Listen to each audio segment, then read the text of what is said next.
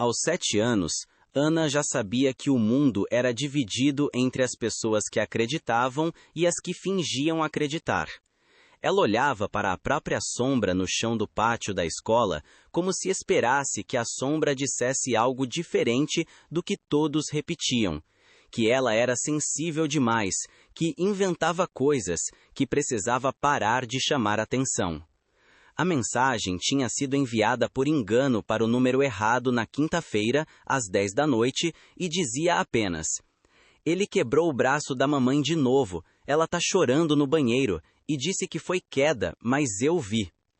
O homem que recebeu a mensagem chamava-se Ricardo, tinha 42 anos, era faixa preta de jiu-jitsu há 12 anos, dava aulas numa academia pequena na zona norte da cidade e até aquele momento nunca tinha chorado lendo uma frase de 17 palavras escritas por uma criança desconhecida.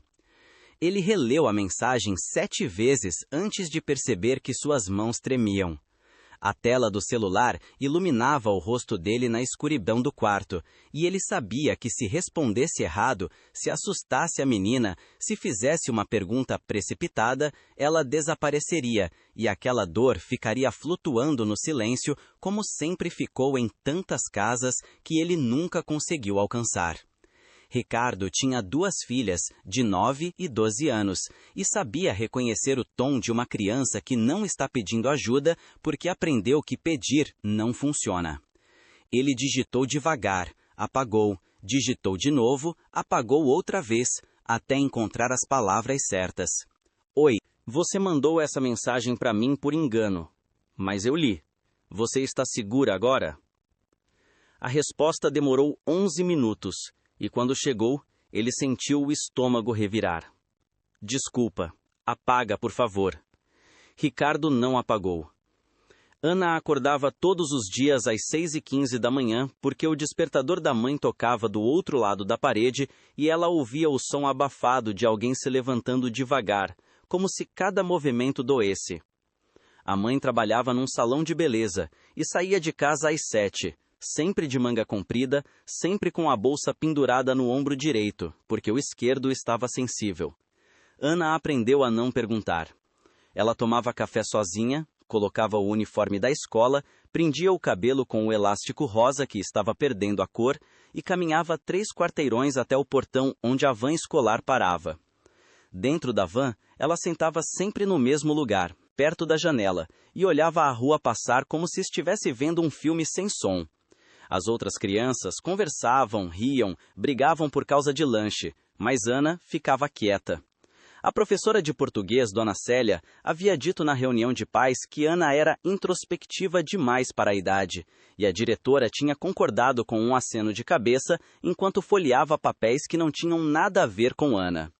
A mãe de Ana tinha ido àquela reunião com o braço esquerdo imobilizado por uma tipóia improvisada, e quando perguntaram o que tinha acontecido, ela sorriu e disse que tinha escorregado no banheiro. Ninguém perguntou mais nada. Ana estava na sala ao lado e ouviu tudo através da porta entreaberta. Ela mordeu o lábio até sentir gosto de sangue e continuou desenhando flores roxas numa folha de caderno. Ricardo não conseguiu dormir naquela noite. Ele ficou sentado na beirada da cama, segurando o celular, lendo e relendo a mensagem da menina como se pudesse extrair mais informações olhando mais fundo nas palavras. Ele conhecia aquele tipo de frase. Já tinha ouvido variações dela em conversas de vestiário, em histórias que colegas de academia contavam baixinho, em notícias que apareciam no jornal e desapareciam no dia seguinte porque ninguém queria falar sobre isso por muito tempo. Ele sabia que quebrar o braço de alguém exigia força, raiva e a certeza de que não haveria consequências. Ele também sabia que uma criança de 7 anos que escrevia "de novo" já tinha aprendido que a violência era um padrão, não um acidente. Ricardo levantou, foi até a cozinha, bebeu água direto da torneira e ficou olhando pela janela para o quintal vazio. Ele pensou nas próprias filhas dormindo no quarto ao lado, seguras, protegidas, e sentiu uma mistura de gratidão e culpa que o deixou sem ar. Ele voltou para o quarto, pegou o celular e digitou outra mensagem. "Eu não vou te julgar, Não vou contar para ninguém se você não quiser. Mas se você precisar de ajuda, eu posso tentar encontrar alguém que saiba o que fazer. A resposta veio de madrugada, às 3h20. Ninguém acredita. Na escola, Ana tinha uma rotina invisível. Ela chegava, entregava a agenda para a professora assinar, sentava na segunda carteira da fileira da esquerda, abria o estojo e organizava os lápis por cor. Ela não levantava a mão para responder perguntas, mas também não causava problemas. Na hora do recreio, ela ficava perto da árvore no canto do pátio, comendo o lanche que a mãe deixava pronto na manhã anterior, um pão com manteiga e uma caixinha de suco. As outras meninas brincavam de pular corda, de pega-pega, de boneca, mas Ana nunca era chamada. Ela não reclamava. Uma vez, uma colega chamada Beatriz tinha perguntado por que ela nunca brincava, e Ana tinha respondido que preferia ficar quieta. Beatriz tinha rido e dito que ela era estranha, e Ana tinha concordado com a cabeça como se aquilo fosse um elogio. A verdade é que Ana tinha medo de ser tocada de surpresa, de alguém esbarrar nela sem querer, porque isso a fazia lembrar de outras coisas. Ela também tinha medo de rir alto demais e chamar a atenção, porque chamar a atenção significava perguntas, e perguntas significavam mentiras, e mentiras significavam vergonha. Então, ela ficava quieta. A professora de educação física, uma mulher jovem chamada Larissa, tinha tentado incluir Ana nos jogos algumas vezes, mas Ana sempre pedia para ir ao banheiro ou dizia que estava com dor de cabeça. Depois de 3 semanas, Larissa parou de insistir. Ana percebeu e sentiu alívio misturado com uma tristeza que ela não sabia nomear. Ricardo passou o fim de semana inteiro pensando na menina. Ele deu aulas no sábado de manhã, treinou com os alunos avançados à tarde, jantou com a família, assistiu a um filme com as filhas, mas a cabeça dele estava em outro lugar. Ele imaginava uma menina sozinha num quarto escuro, ouvindo gritos do outro lado da parede, tentando decidir se devia fazer alguma coisa ou fingir que estava dormindo. Ele imaginava a mãe dela escondendo hematomas, inventando desculpas, sorrindo para vizinhos enquanto segurava a dor. Ele imaginava o homem que quebrava ossos como se fosse dono de outra pessoa. Ricardo tinha passado a vida inteira aprendendo a controlar a força, a usar técnicas de imobilização para proteger sem machucar, a ensinar respeito e disciplina. Ele sabia exatamente quantos quilogramas de pressão eram necessários para deslocar uma articulação, para interromper a respiração, para causar dano permanente. E ele sabia que usar esse conhecimento fora do tatame, fora do contexto do esporte, era cruzar uma linha que não podia ser descruzada. Mas ele também sabia que existiam situações onde a linha era invisível, porque ninguém se importava em desenhá-la. Ele pegou o celular de novo e escreveu: "Você pode me contar seu nome? Só o primeiro. Não precisa contar mais nada se não quiser." A resposta veio no domingo à noite. Ana. Ana tinha um caderno escondido debaixo do colchão, onde ela desenhava coisas que não podia falar. Ela desenhava a mãe com o braço enfaixado. Desenhava a porta do banheiro fechada. Desenhava uma figura grande e escura, sem rosto no canto da página. Ela desenhava flores, muitas flores, porque flores eram bonitas e não faziam barulho. Uma vez, a professora de artes tinha pedido para todos desenharem suas famílias, e Ana tinha desenhado apenas ela e a mãe, de mãos dadas, numa casa com janelas abertas e sol amarelo no céu. A professora tinha elogiado as cores, mas tinha perguntado onde estava o pai. Ana tinha dito que ele não morava com elas, e a professora tinha mudado de assunto rapidamente, como se tivesse feito uma pergunta inadequada. Ana não corrigiu. A verdade era mais complicada. Ele morava lá, mas não era pai, era peso. Ana não sabia explicar isso com palavras, então deixava em branco. Ela guardava o caderno sempre no mesmo lugar, com cuidado, porque se alguém visse, se alguém perguntasse, ela teria que escolher entre mentir ou contar, e as duas opções eram ruins. À noite, antes de dormir, ela abria o caderno e desenhava mais uma flor. As flores nunca morriam no papel. Ricardo decidiu que precisava de ajuda. Ele não podia simplesmente invadir a vida de uma criança desconhecida sem entender as consequências. Ele ligou para uma amiga advogada chamada Patrícia, especializada em direito de família, e explicou a situação, sem dar detalhes que pudessem identificar Ana. Patrícia ouviu tudo em silêncio e depois disse: Ricardo, você sabe que isso é delicado. Se você ligar para o conselho tutelar sem provas, eles vão investigar. Mas se a mãe negar, se a criança tiver medo de falar, não vai dar em nada. E se o agressor descobrir que alguém denunciou, a situação pode piorar. Ricardo sentiu o sangue gelar. Então o que eu faço? Finjo que não vi a mensagem? Patrícia suspirou. Não estou dizendo isso. Estou dizendo que você precisa de mais informações. Precisa ganhar a confiança da menina, descobrir onde ela mora, entender o contexto. E precisa fazer isso sem assustá-la. É um trabalho de formiga, Ricardo, e pode não ter final feliz. Ricardo agradeceu e desligou. Ele sabia que Patrícia estava certa, mas também sabia que cada dia que passava era um dia em que Ana acordava com medo. Ele escreveu outra mensagem. Ana, eu queria te ajudar de verdade. Você pode me contar onde você mora ou o nome da sua escola? Ana não respondeu por 2 dias. Na quarta-feira, Ana foi chamada na diretoria. A diretora, uma mulher de cabelos grisalhos e voz cansada, tinha recebido uma ligação da mãe de Beatriz, dizendo que Ana estava isolada demais e que isso não era normal.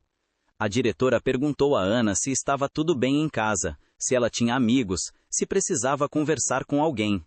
Ana respondeu que sim, que estava tudo bem, que só gostava de ficar quieta.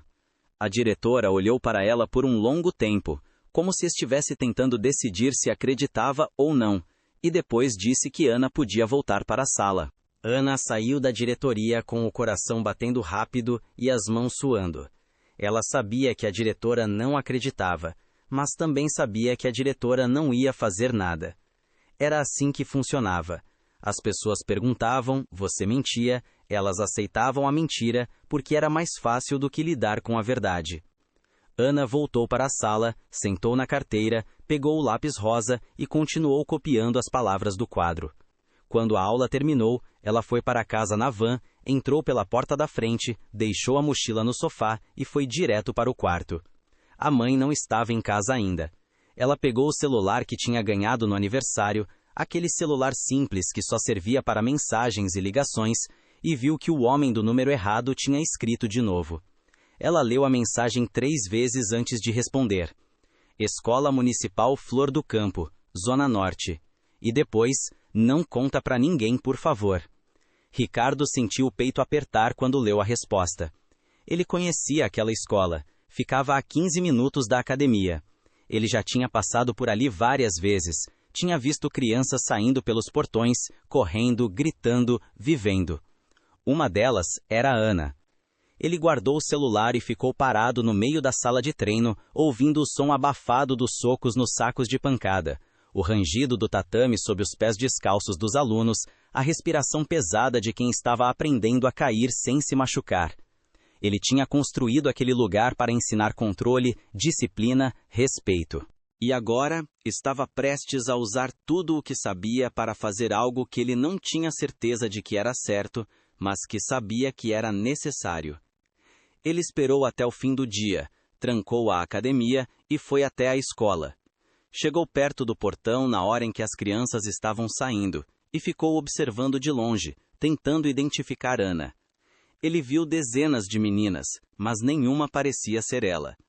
Estava prestes a desistir quando viu uma menina pequena, de cabelo preso com elástico rosa, caminhando sozinha até uma van escolar. Ela entrou e sentou perto da janela, e Ricardo viu o rosto dela refletido no vidro. Ela parecia cansada. Ele anotou mentalmente o número da van, a placa, a cor. Ele não sabia o que ia fazer com essa informação ainda, mas sabia que precisava dela. Ana chegou em casa e encontrou a mãe sentada à mesa da cozinha, com o braço esquerdo ainda imobilizado e uma expressão de exaustão que parecia ter se instalado permanentemente no rosto. A mãe sorriu quando viu Ana, aquele sorriso pequeno e triste que Ana conhecia tão bem, e perguntou como tinha sido a escola. Ana disse que tinha sido normal. A mãe assentiu e voltou a olhar para a xícara de café frio na frente dela. Ana foi para o quarto, fechou a porta, sentou na cama e ficou olhando para o celular. Ela não sabia por que tinha contado o nome da escola para aquele homem. Ela não sabia se podia confiar nele, mas alguma coisa dentro dela, alguma coisa pequena e teimosa, achava que ele era diferente. Talvez porque ele não tinha feito perguntas demais, ou porque tinha prometido não contar, ou porque a voz dele nas mensagens parecia genuína. Ana não sabia ao certo. Ela só sabia que estava cansada de carregar tudo sozinha. Ela pegou o caderno debaixo do colchão e desenhou outra flor, essa azul, com pétalas grandes e um caule forte. E então, pela primeira vez, ela desenhou uma pessoa ao lado da flor. Uma pessoa de pé, firme, protegendo a flor do vento. Ricardo passou os dias seguintes tentando montar um plano. Ele sabia que não podia simplesmente abordar Ana na frente da escola ou tentar falar com a mãe dela sem contexto. Ele precisava de algo mais sólido, algo que não assustasse ninguém, mas que também não deixasse espaço para dúvidas. Ele decidiu procurar mais informações sobre a escola, sobre o bairro, sobre possíveis redes de apoio. Ele descobriu que havia um posto de saúde a 3 quarteirões da escola e que lá funcionava um programa de assistência social. Ele também descobriu que o conselho tutelar da região era sobrecarregado, com poucos funcionários e muitos casos. Ele entendeu o que Patrícia tinha dito. O sistema não funcionava porque não tinha estrutura para funcionar. As pessoas caíam pelas rachaduras e ninguém notava até que fosse tarde demais. Ricardo não ia deixar Ana cair. Ele escreveu para ela de novo. Ana, você é muito corajosa. Eu queria que você soubesse disso. E queria que você soubesse que você não está sozinha. Eu vou encontrar um jeito de ajudar você e sua mãe, mas preciso que você confie em mim mais um pouco. Pode fazer isso? Ana respondeu depois de 1 hora. Sim. A situação em casa de Ana piorou na sexta-feira. O homem que morava com elas, que Ana nunca chamava de pai nem de padrasto, voltou para casa mais cedo do trabalho e começou a gritar com a mãe por causa de algo que Ana não entendeu direito. Ela estava no quarto, com a porta fechada, mas conseguia ouvir tudo. A voz dele rouca e raivosa, a voz da mãe tentando acalmar, o som de algo quebrando na cozinha. Ana se encolheu na cama, tapou os ouvidos com as mãos e começou a contar em silêncio. 1, 2, 3, 4, 5. Ela contava para se distrair, para fazer o tempo passar mais rápido, para não ouvir. Quando chegou em 100, o barulho tinha parado. Ela ouviu a porta de entrada bater e soube que ele tinha saído. Ela esperou mais 10 minutos antes de sair do quarto. A mãe estava sentada no chão da cozinha, encostada no armário, com o rosto escondido nas mãos. Ana se aproximou devagar e sentou ao lado dela. A mãe levantou o rosto e Ana viu que ela estava chorando, mas tentando disfarçar. Está tudo bem, filha, a mãe disse, limpando as lágrimas com a manga da blusa. Foi só uma discussão boba. Ana não disse nada. Ela só segurou a mão da mãe com força e ficou ali, sentada no chão frio da cozinha, até que a mãe parasse de tremer. Ricardo sabia que estava correndo contra o tempo. Ele não tinha provas formais, não tinha gravações, não tinha testemunhas. Tudo o que ele tinha era uma mensagem de uma criança assustada e a certeza moral de que algo estava errado. Mas ele também sabia que certeza moral não bastava num mundo que exigia papéis, protocolos, evidências. Ele decidiu que ia precisar fazer algo arriscado. Ele ia tentar falar diretamente com Ana. Não para interrogá-la, não para forçá-la a dizer algo que ela não queria, mas para estabelecer uma conexão real, um ponto de apoio. Ele esperou até segunda-feira e foi até a escola de novo. Desta vez, ele não ficou do lado de fora. Ele entrou, foi até a secretaria e pediu para falar com a diretora. A secretária perguntou o motivo, e Ricardo disse que era sobre um projeto social que ele estava planejando e que gostaria de fazer uma parceria com a escola. A secretária anotou o nome dele e disse que a diretora estava ocupada, mas que poderia recebê-lo na quarta-feira. Ricardo aceitou e saiu. Ele sabia que aquilo era apenas o primeiro passo, mas era um passo na direção certa. Ana recebeu uma mensagem na segunda à noite. Eu vou tentar falar com alguém da sua escola. Não vou falar sobre você especificamente, prometo. Mas vou tentar criar um jeito de te ajudar sem expor você. Você confia em mim? Ana leu a mensagem 10 vezes. Ela tinha medo. Medo de que ele contasse. Medo de que as coisas piorassem. Medo de que a mãe descobrisse. Medo de que ele virasse só mais um adulto que prometia ajudar e desaparecia. Mas ela também tinha uma esperança pequena e frágil, do tamanho de uma semente, de que talvez, dessa vez, fosse diferente. Ela respondeu, eu confio. E então, porque não sabia o que mais dizer, ela acrescentou, obrigada. Ricardo leu aquela palavra, obrigada, e sentiu um nó na garganta. Ele sabia que não podia decepcionar aquela menina. Não podia ser mais um adulto que falhava com ela. Ele precisava fazer isso certo. Na quarta-feira, Ricardo foi até a escola e foi recebido pela diretora, Dona Marta, uma mulher de fala pausada e olhar cansado. Ele explicou que era proprietário de uma academia de jiu-jitsu e que gostaria de oferecer aulas gratuitas para algumas crianças da escola, especialmente aquelas que vinham de famílias vulneráveis. Ele falou sobre disciplina, respeito, autocontrole, autoestima. Dona Marta ouviu com interesse e disse que achava a ideia válida, mas que precisaria conversar com a coordenação pedagógica e com os pais. Ricardo concordou e disse que poderia fazer uma apresentação para os pais interessados. Dona Marta anotou o contato dele e prometeu retornar. Ricardo saiu da reunião com a sensação de que tinha plantado uma semente, mas ainda não sabia se ela ia germinar. Ele escreveu para Ana naquela noite. Falei com a diretora da sua escola. Não contei nada sobre você, mas ofereci aulas de jiu-jitsu de graça para algumas crianças. Talvez você possa participar. O que você acha? Ana respondeu rápido. Eu nunca fiz isso. E depois? Eu posso tentar? 2 semanas depois, a escola enviou uma carta para os pais informando sobre o projeto de jiu-jitsu. A mãe de Ana leu a carta e perguntou se Ana queria participar.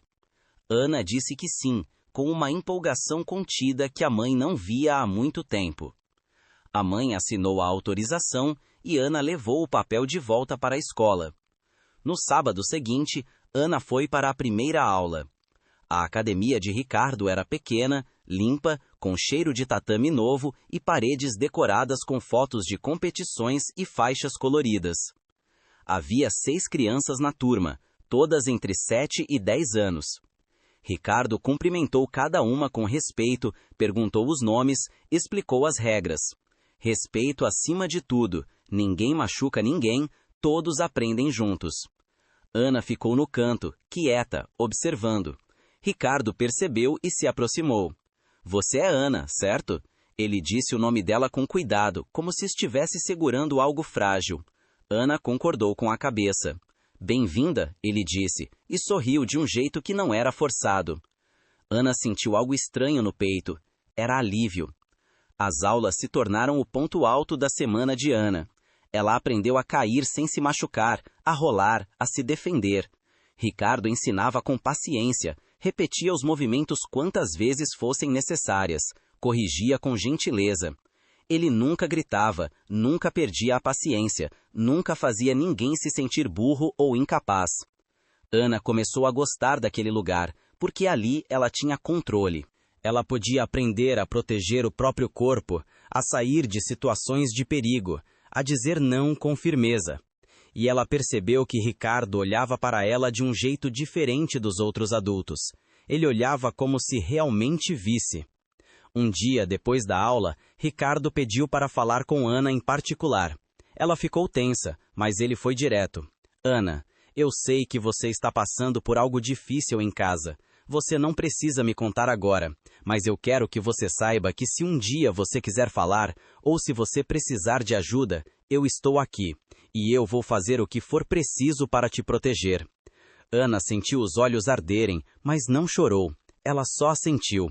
E pela primeira vez em muito tempo, ela sentiu que não estava sozinha. Ricardo começou a observar pequenos sinais. Ana sempre chegava com manga comprida, mesmo no calor. Ela evitava movimentos bruscos com o braço esquerdo. Ela tinha um jeito de se encolher quando alguém levantava a voz, mesmo que não fosse com ela. Ele não precisava de mais provas. Ele sabia. Mas saber não era suficiente. Ele precisava de uma estratégia que protegesse Ana sem colocá-la em risco maior. Ele decidiu conversar com a mãe de Ana. Ele esperou até o final de uma aula e pediu para falar com ela em particular. A mãe de Ana, uma mulher magra de olhos fundos, concordou. Ricardo foi cuidadoso.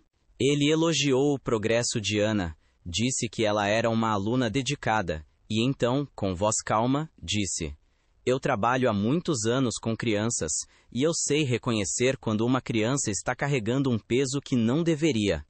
Ana é uma menina forte, mas eu vejo que ela está sofrendo. Se houver algo que eu possa fazer para ajudar vocês, qualquer coisa, eu estou à disposição." A mãe de Ana ficou em silêncio por um longo tempo. Seus olhos se encheram de lágrimas, mas ela assegurou. "Obrigada", ela disse, com a voz falhando, "mas está tudo bem." Ricardo sabia que não estava, mas não insistiu. Ele só entregou um cartão com o número dele e disse: "Se você mudar de ideia, eu estou aqui." A mãe de Ana guardou o cartão na bolsa e saiu rapidamente, mas Ricardo viu que ela apertava o cartão com força, como se fosse um salva-vidas. 3 semanas depois, a mãe de Ana ligou. Era meia-noite. Ela estava chorando tanto que Ricardo mal conseguia entender o que ela dizia. "Ele quebrou minha costela dessa vez", ela sussurrou. "Eu não aguento mais. Minha filha não aguenta mais." Ricardo sentiu o sangue ferver, mas manteve a voz firme. "Onde você está agora?" "Em casa." Ele saiu. "Vocês estão seguras por enquanto?" "Sim." "Você pode sair de casa amanhã cedo com Ana." "Eu acho que sim." "Então faça isso. Eu vou te ajudar. Você não está sozinha." Ricardo desligou e passou a noite organizando tudo. Ele ligou para Patrícia, a advogada, e explicou a situação. Ela disse que ia preparar uma medida protetiva de urgência.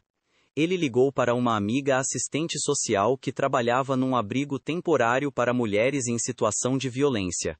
Ela disse que havia vagas. Ele ligou para a academia e cancelou as aulas da manhã seguinte. Ele ia buscar Ana e a mãe dela, e ia garantir que elas ficassem seguras. Na manhã seguinte, Ricardo estacionou o carro a 2 quadras da casa de Ana. A mãe dela saiu com uma mochila pequena e Ana ao lado, de mochila escolar nas costas. Elas entraram no carro rapidamente, e Ricardo dirigiu em silêncio até o abrigo. O lugar era discreto, protegido, com uma equipe preparada para lidar com situações como aquela. A assistente social recebeu as duas com gentileza, explicou os procedimentos, mostrou o quarto onde elas iam ficar. Ana olhou para Ricardo antes de entrar, e ele viu medo e alívio misturados no olhar dela. Ele se abaixou para ficar na altura dela e disse: "Você foi muito corajosa, Ana. Você salvou sua mãe e você mesma. Eu vou continuar ajudando vocês, prometo." Ana assentiu e, pela primeira vez desde que ele a conhecia, ela sorriu. Era um sorriso pequeno, ainda inseguro, mas era real. Nos dias seguintes, Ricardo acompanhou tudo de perto. A medida protetiva foi concedida, proibindo o agressor de se aproximar de Ana e da mãe. A polícia foi até a casa e retirou os pertences delas. O conselho tutelar foi acionado e abriu um processo de acompanhamento. A mãe de Ana começou terapia e encontrou um emprego temporário através do programa do abrigo. Ana continuou frequentando a escola, agora numa van diferente que pegava ela direto do abrigo. E ela continuou indo às aulas de jiu-jitsu aos sábados. Ricardo nunca cobrou nada. Ele também começou a oferecer aulas extras para outras crianças do abrigo, de graça, porque percebeu que muitas delas precisavam daquilo tanto quanto Ana. Um lugar seguro, disciplina, controle sobre o próprio corpo, a sensação de que podiam se defender. Ana começou a mudar. Ela ainda era quieta, mas agora era uma quietude diferente, não pesada de medo, mas leve de segurança. Ela começou a fazer amizades na escola. Ela começou a sorrir mais. Ela começou a levantar a mão nas aulas para responder perguntas. A professora de português percebeu e comentou com a diretora, que comentou com a assistente social, que comentou com Ricardo. "Você fez a diferença na vida dela", a assistente social disse. Ricardo balançou a cabeça. "Não fui só eu, foi ela. Ela que teve coragem de mandar aquela mensagem. Se você acredita que toda criança merece proteção, comente proteção. 6 meses depois, a mãe de Ana conseguiu alugar um apartamento pequeno numa área segura da cidade. Ela tinha um emprego fixo, estava fazendo terapia regularmente e, pela primeira vez em anos, estava reconstruindo a própria vida. Ana continuava nas aulas de jiu-jitsu e agora estava na faixa amarela. Ricardo organizou uma cerimônia pequena para entregar as faixas novas, e Ana subiu no tatame com os olhos brilhando. Quando ele amarrou a faixa na cintura dela, ele disse baixinho, só para ela ouvir, você é uma das pessoas mais fortes que eu conheço. Ana abraçou ele com força, e Ricardo teve que segurar as lágrimas. Depois da cerimônia, a mãe de Ana se aproximou e disse, eu nunca vou conseguir agradecer o suficiente pelo que você fez por nós. Ricardo sorriu. Você já está agradecendo. Você saiu. Você protegeu sua filha. Isso é tudo. A história de Ana começou a se espalhar discretamente pela comunidade. Outras mães, outras crianças começaram a procurar a academia. Ricardo percebeu que precisava expandir o projeto. Ele conversou com outros professores de jiu-jitsu, com psicólogos, com assistentes sociais e juntos criaram um programa mais estruturado. Aulas de artes marciais combinadas com rodas de conversa sobre respeito, limites e o que fazer quando alguém desrespeita esses limites. Eles chamaram o programa de Tatame Seguro. A escola de Ana se tornou parceira oficial e outras escolas da região pediram para participar. Ricardo nunca imaginou que uma mensagem errada no meio da noite pudesse se transformar em algo tão grande. Mas ele aprendeu que às vezes os erros são apenas disfarces para encontros que precisavam acontecer. Ana completou 10 anos e fez uma festa pequena no apartamento novo. Ela convidou algumas amigas da escola, a professora Larissa, a assistente social do abrigo e Ricardo com as filhas dele. Foi uma festa simples, com bolo de chocolate e suco de laranja, mas estava cheia de sorrisos. Ricardo viu Ana correndo pela sala, rindo, brincando e sentiu uma gratidão tão grande que quase doía. Ele pensou em como tudo poderia ter sido diferente se aquela mensagem não tivesse chegado até ele, se ele tivesse apagado como Ana pediu, se ele tivesse ficado em silêncio. Ele pensou em quantas outras Anas existiam por aí, mandando mensagens que ninguém respondia, esperando por alguém que nunca chegava. E ele decidiu que ia continuar respondendo, sempre. Se você já viu alguém sofrer em silêncio, comente, eu vi. A mãe de Ana puxou Ricardo para o lado e disse, eu queria que você soubesse que eu finalizei o divórcio e consegui a guarda total da Ana. O juiz determinou que ele não pode se aproximar de nós por tempo indeterminado. Ricardo sorriu. Isso é ótimo, vocês merecem essa paz. Ela assentiu e depois disse algo que ele nunca ia esquecer. Você sabe, tem gente que salva vidas em hospitais, em bombeiros, em guerras, mas você salvou a nossa vida de um jeito que ninguém vê. Você nos deu dignidade de volta, e isso vale mais do que qualquer coisa. Ricardo não soube o que dizer. Ele só abraçou ela e disse, vocês salvaram a si mesmas. Eu só segurei a porta aberta. Na academia, Ricardo pendurou na parede uma frase que Ana tinha escrito num papel e dado para ele no último dia de aula do ano. Obrigada por acreditar quando ninguém acreditava. Ele olhava para aquela frase todos os dias antes de começar as aulas, e ela o lembrava de por que ele fazia o que fazia. Não era sobre cintos, medalhas ou competições. Era sobre criar um espaço onde crianças como Ana pudessem aprender que seus corpos eram delas, que elas tinham o direito de dizer não, que elas mereciam ser protegidas. E era sobre estar presente, sobre responder quando alguém pedia ajuda, mesmo que fosse por engano.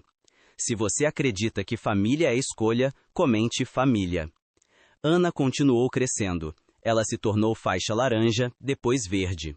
Ela começou a ajudar Ricardo nas aulas com as crianças mais novas, ensinando os movimentos básicos com a mesma paciência que ele tinha ensinado para ela.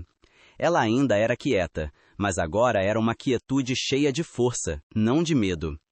Ela ainda desenhava flores no caderno, mas agora desenhava também pessoas ao lado das flores, pessoas de pé, firmes, protegendo.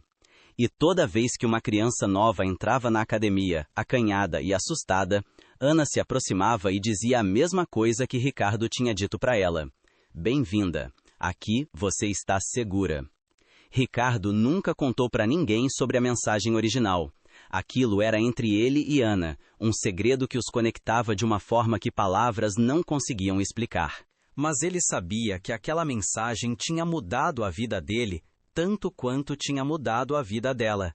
Tinha ensinado que força não era apenas física, que coragem não era a ausência de medo, e que às vezes a coisa mais poderosa que uma pessoa podia fazer era simplesmente estar presente quando alguém precisava.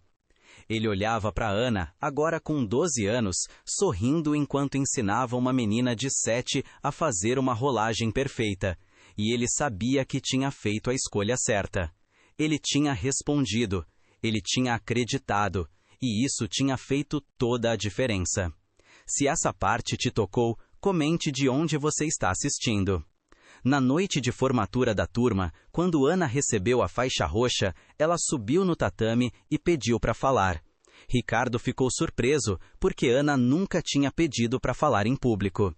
Ela ficou de pé, segurando a faixa nova nas mãos, e disse com voz firme: Eu queria agradecer ao professor Ricardo. Ele me ensinou que ser forte não é nunca cair, é saber como levantar. E ele me ensinou que pedir ajuda não é fraqueza, é coragem. A plateia aplaudiu e Ricardo sentiu os olhos arderem. Ana olhou diretamente para ele e disse: Obrigada por responder. Ricardo assentiu, incapaz de falar. E naquele momento, ele entendeu que aquela mensagem errada tinha sido, na verdade, a mensagem mais certa que ele já tinha recebido na vida. Anos se passaram. Ana se formou no ensino médio, entrou na faculdade de psicologia e começou a trabalhar como voluntária no mesmo abrigo onde tinha ficado com a mãe. Ela atendia crianças que passavam pelo que ela tinha passado e usava tudo o que tinha aprendido, no tatame e na vida, para ajudá-las a encontrar força. Ricardo continuou dando aulas, expandindo o projeto, formando novos instrutores, criando redes de apoio. Ele nunca parou de acreditar que uma mensagem, um gesto, uma presença podiam mudar tudo.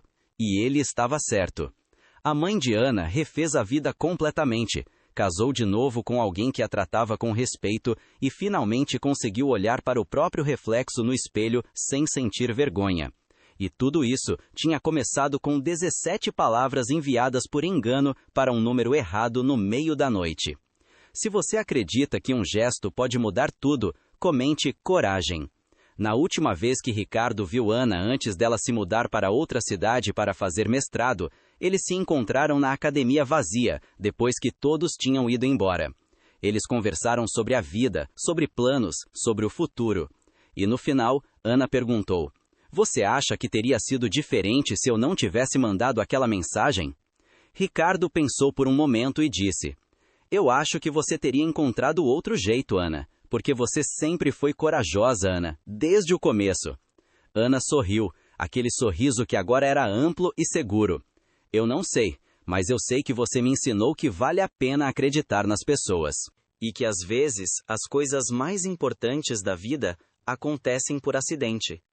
Ricardo concordou. Ou talvez não seja acidente. Talvez seja só o universo tentando consertar o que está quebrado.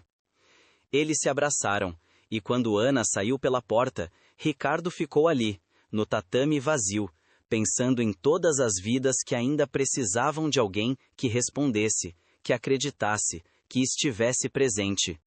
E ele prometeu a si mesmo que nunca ia parar de fazer isso, porque algumas mensagens não devem ser apagadas. Algumas mensagens precisam ser respondidas, sempre.